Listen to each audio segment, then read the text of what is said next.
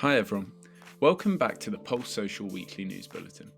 My name's Ed, I'm a trainee sports journalist here at Pulse Social, and welcome to this week's News Bulletin, where I'll be talking you through what's been going on at Pulse Social this week, and also some of the world's sporting headlines.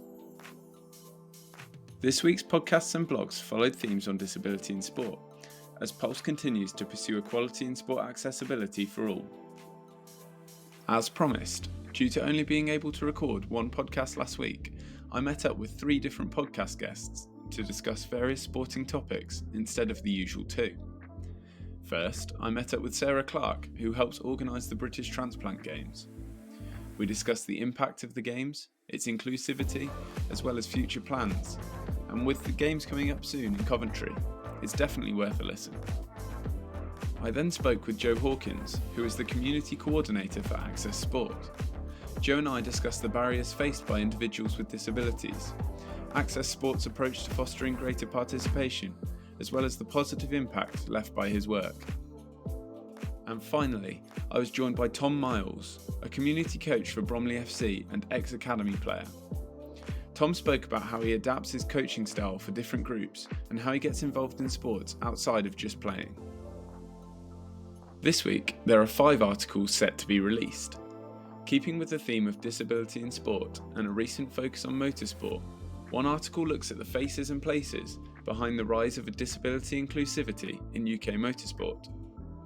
Another article looks at the current challenges of disabled sports participation in schools. The other 3 articles delve deeper into the topics discussed in the podcasts. Following my podcast with Sarah Clark, one blog looks deeper into the impact of the British Transplant Games, and after speaking with Jo Hawkins, I dug deeper into Access Sport's approach to fostering greater participation.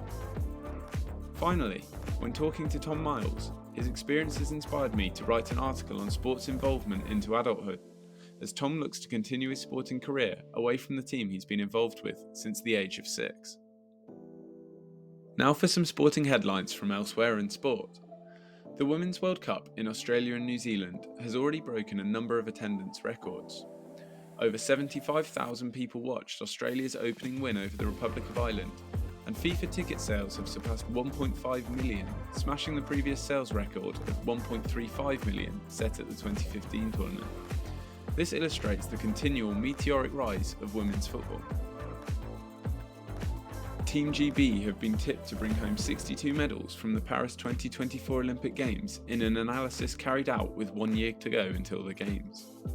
Britain won 65 medals at London 2012, 67 in Rio 2016 and 64 in Tokyo 2020, having failed to reach 60 in any single Games in 100 years before that, and the forecast predicts 10 gold medals, including 1 from 15-year-old skateboarder Sky Brown.